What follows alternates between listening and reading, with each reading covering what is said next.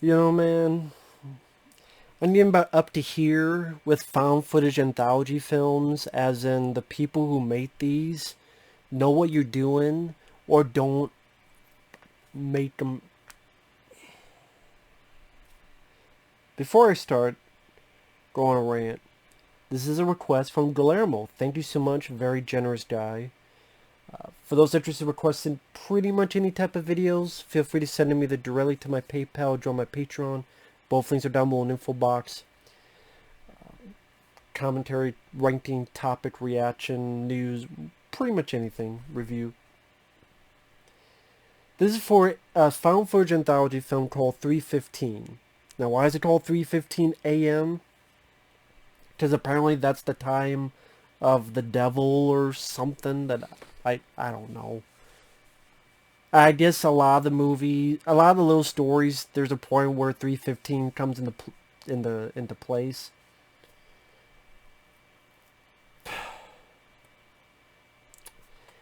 Found footage films, I've said this before, I'll say it again. At times they can be interesting to see what you can do,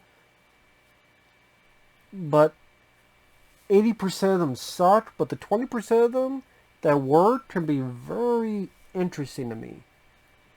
I mean, the ones that I like would be the Blair Witch Project from 1999. You would have Butterfly Kisses, As Above, So Below, Exists, if this counts, Searching with John Cho. There are some good ones. Let's say Exists I like, As Above, So Below I like, Altered I like. No, not Altered, that's a different movie. Afflicted, that's what Afflicted I liked. Altered is a different movie, which I also did mine, but that's not found footage. Afflicted and others. And found footage anthology though, I did not mind VHS 2.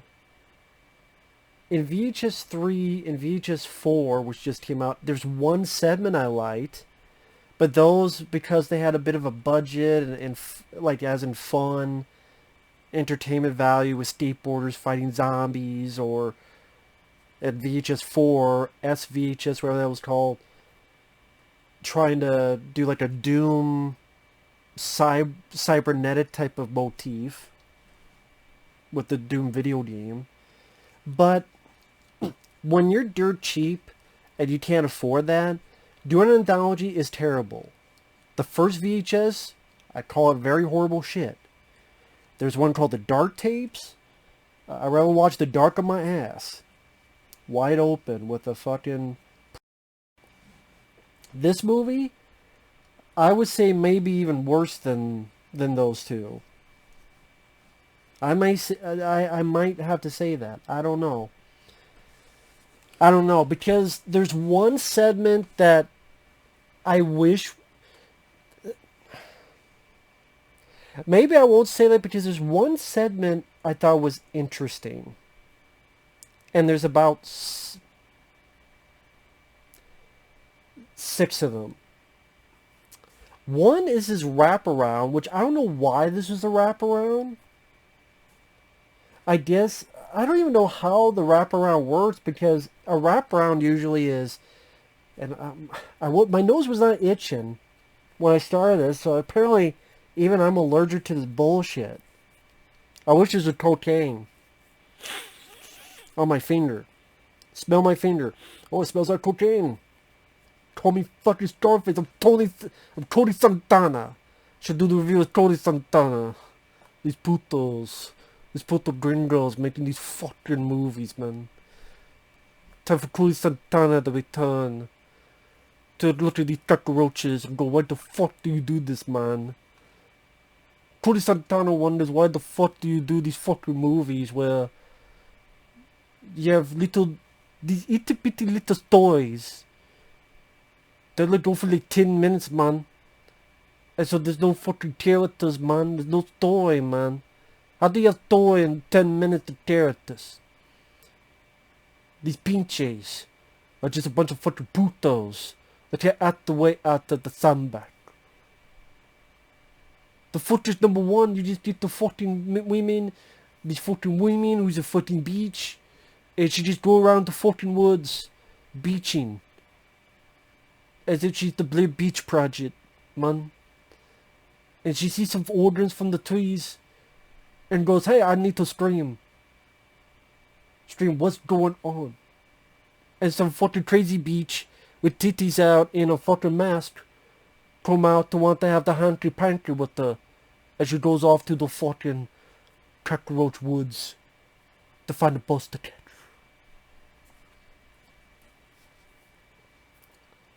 I'm sure people are like, what the fuck did you just say? So footage, the wraparound is just a lady running around the fucking woods with a fucking naked lady with a mask chasing her. And when it cuts back and forth, she'll find like a heart on a rope, or the naked titty mask wearing lady grabs her and she gets away. She's running around the woods as if she's trying to pretend to be Heather Donahue. She'll don't just fucking scream and stare when a fucking naked titty woman, animal mask wearing bitch looks at you.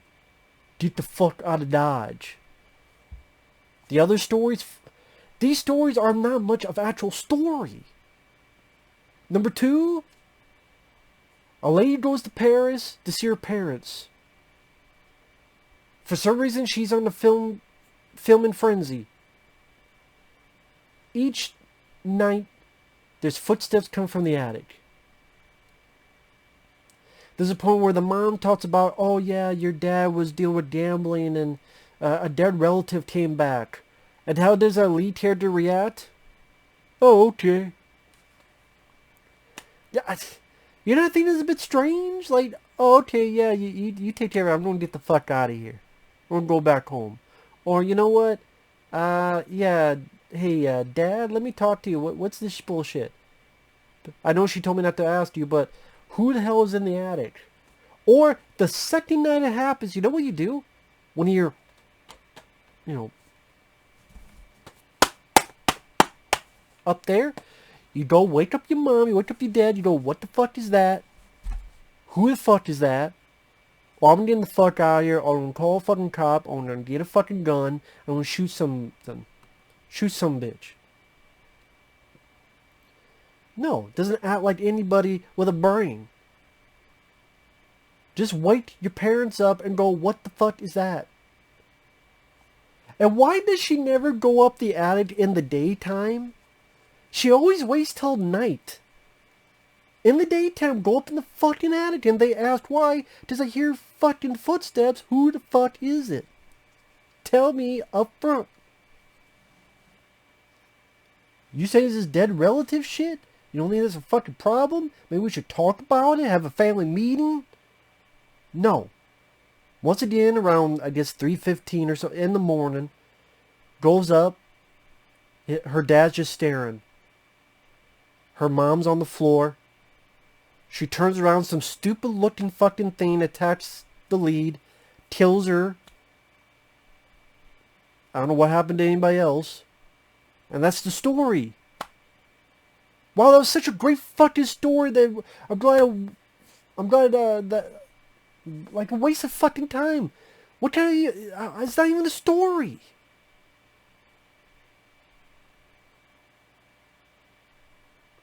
Your character's not acting any way that a real person would act. You get some cockamamie, half-ass, oh yeah, your dead relative came back, and like, you go to attic only at nighttime, but I already said it. Fuck. Footage 3. These putos filming a shitty slasher film with a Jason Voorhees mask, and they even call their film Camp Chief Jason. Camp Chief Jason.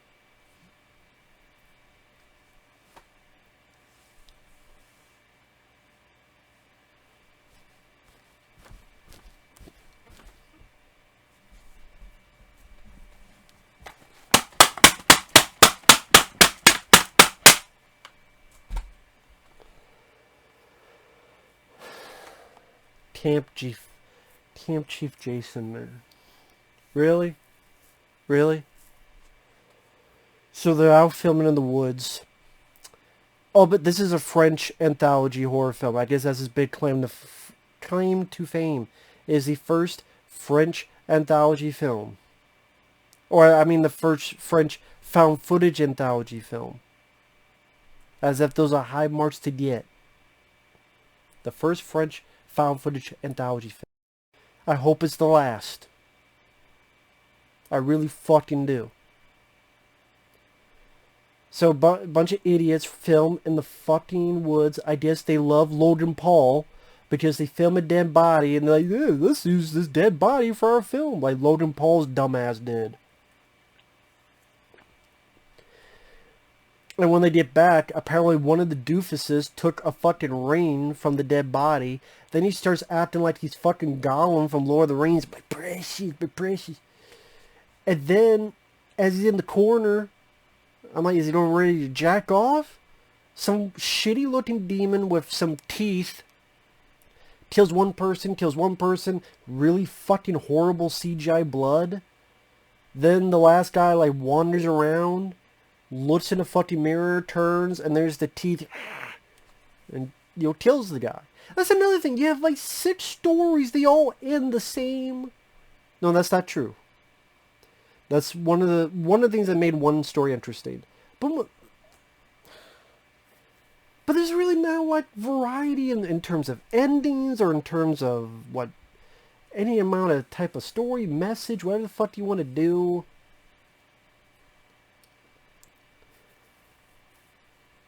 I mean, footage 2, I guess, is about some demon in an attic. Footage 3, I guess, is about some demon or the ring possessed someone. And then there was a demon. Footage 4 is about some sociology students wanting to study prostitution. I'm like, you know what? I'll make it easy. You come over here, I'll give you $50. You suck my dick. There you go. You study prostitution. I come, you go. How about you do that? How about them apples? But no. So fucking instead, they go off, they talk to some hookers. One's a tranny. They talk. And then the hookers are crazy. They kill one, they take 2 off to their fucking cove somewhere where there's this dirty old woman who comes in, takes the guy, cuts his dick off, the old woman eats it, the guy gets possessed. I guess somehow he starts raping the other person, the girl, even though he has no dick. How's he even raping her with no dick? He has no dick. If you wanted to rape her, why'd you cut the dick off? But apparently, I guess because of some, voodoo magic, he rapes her with no dick. After we saw him get his dick cut off and the old woman ate it. And then the guy either was feeling guilty and he was trying to fight it and he cuts his own throat, or that was supposed to be done anyway. And then the one of the sociology students stabs the old woman, runs, but then pukes. Looks like she's puking up cum. At least it was white on the ground. Then that shot, she's ready to give birth while the hookers look on.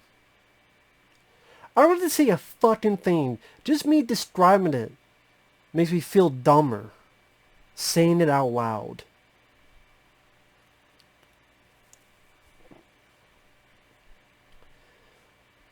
I'll jump to footage 6, because footage 5 I do want to talk a bit more. Footage 6, it's Oregon.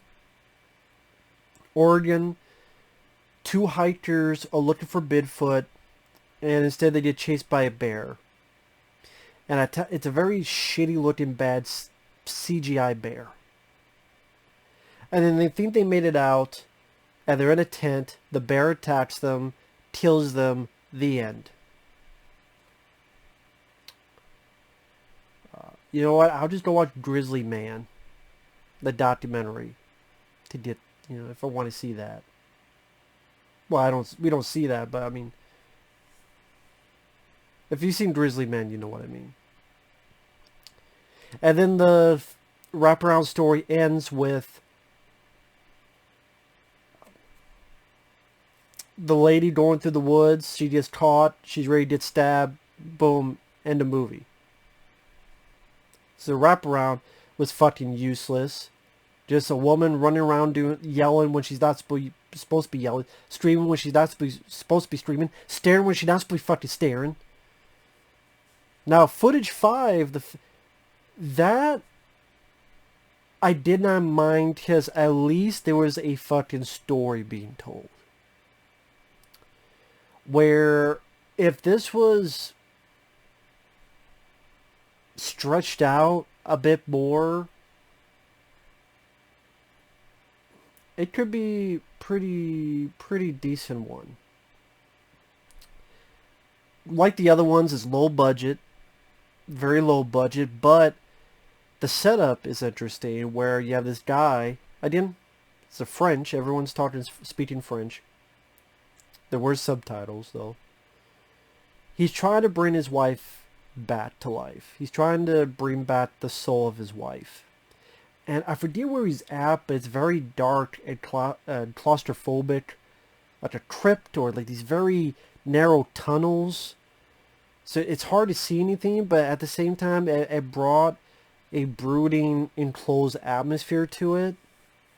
And he does his ritual, and he sees and hears his wife, who keeps telling him, leave. Don't do it. Stop. Leave. But he wants to bring back his wife. They have a daughter. I don't know if it's somewhere back home. And it's not that a whole lot happens. Just when you put 6 stories in a movie that's like an hour and 38 minutes, take out the credits, hour and 30. Think about that, 6 stories, including the wraparound, in an hour and 30 some minutes.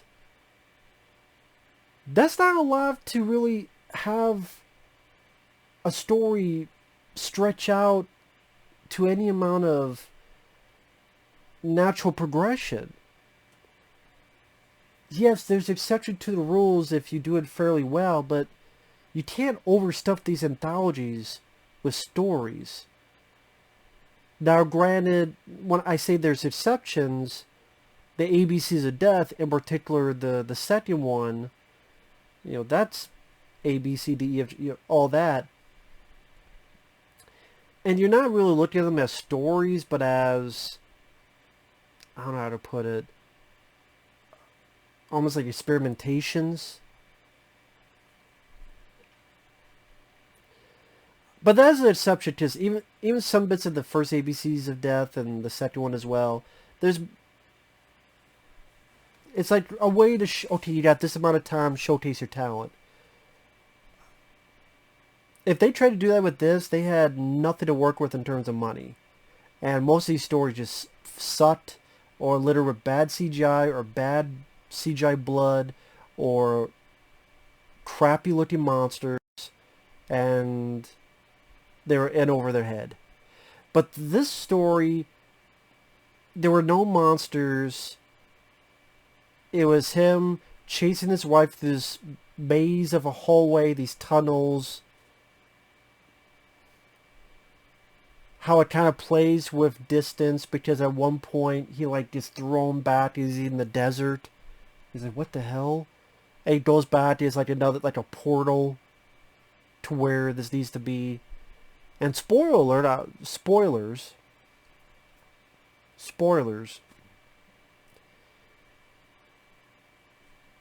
His wife keeps trying to keep him away. In fact, the wife keeps pushing him, leave. Leave. Stop doing this. Leave. And it's not a trick. It's not like, oh, she's saying leave, but if you do this, it's really an evil spirit. No, it is actually his wife. So it actually did work. It actually is his wife, but there is actual love there, because she wants to protect her husband. And so right then you did an actual connection between two characters that was nowhere else in any of this fucking other stories. And then he comes across, maybe they're demons, but they look like 2 guys. As, okay, well, if they don't have the budget for it, you might as well do that. and says, well, it's not that easy. You know what? You made me laugh. Although the guy's laugh was pretty ridiculously over the top and stupid, but he's like,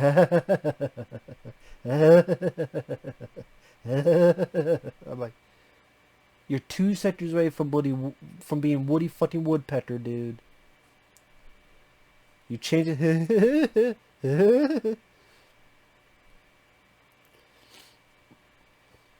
he's like, I got a riddle for you. You solve the riddle, we'll see what we can do. He solves the riddle, and there's his wife, and he gives his wife the cross and a light, and you get the idea that, oh, okay, he has changed his soul for his wife. Because he's like, I'm going to give my wife back no matter what. So, because he even tells her, tell our daughter that I love her, kiss her goodbye for me. And before they, oh, why are you so stubborn? And he's like, you know me, I had to try. So, and then he gets dragged away as she screams. So you get the idea that, at least based on what they were saying, how they built it up, because why else would he say goodbye to my daughter, to our daughter, tell her I love her, because they switched. He gave his soul for hers. And that was also part of the riddle. I forget what the actual riddle was. It was,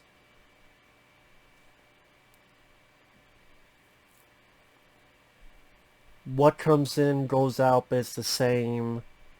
And he's like, some riddle like that. He's like, it's me. As in, a soul for a soul, trade for a trade. And then he gets dragged away and she screams. And, it's tragic. But he did it for the power of love, So that's what I mean. Like, in that short amount of time, I felt a bit of claustrophobia. It was simple. They had a low budget, so we have this one location. And then this portal thing, so they shot another location in the desert. They have like 2 other people. You don't have big special effects or shitty CGI blood or shitty bears looking bear. By the way, are there bears in Oregon? I've never been to Oregon, so let me know. Are there bears in Oregon? You let me know for people who live in Oregon. It look like a grizzly bear. Are there bears in Oregon? I don't know. Maybe I don't. Never been to Oregon. That's but that story. I'm like, if you took the story and you were able to expand it a bit, it could be a pretty decent one. And I didn't mind that one. Like, that's one, okay, I actually found a bit of a story for the limited amount of time based on their actions. I didn't mind the characters. One wants to save his wife's soul no matter what. And the wife saying, no, I want you to be safe, leave. Oh, why are you so stubborn? I have to be because I love you. Based on their actions, it makes you care an iota of a fuck. While in all these other movies, you don't give any actual fucks. And that's why, for 99% of this movie, it fucking dog shit. So 3:15 a.m., wake me the fuck up. And may, this movie go to sleep forever and not come back for anybody to fucking torture their sorry ass. And the rating 9 to be, I have no idea why the fuck is rated that high. But it's been, maybe the directors and writers and actors voted it for themselves. Because it don't deserve the high rating 9 to be. I guess if you're a found footage aficionado and you're an anthology aficionado, have at it. I know my friend Mike OCP Communications, he likes anthologies. I'd be curious, one day he needs to do just a gluttony of anthology films. That'd be an interesting marathon for him to do. Because I know he's a big fan. Some I like. Creepshow. I don't mind Creepshow 2. Trick or Treat is a really good one. I love Cat's Eye. Stephen King's Cat's Eye.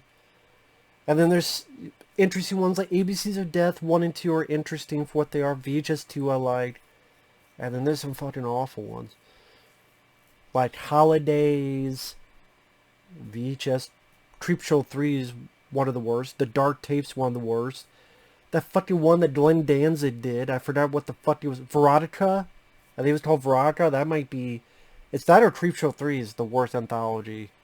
But the Dark Tapes and this is... Yeah, at least one bit I didn't mind. One bit. So I guess at least I saw that. But yeah, I don't know what to say. I'm all over the place. I'm Cody Santana. I'm doing all the other shit. We'll see you guys later. Bye-bye. Fuck.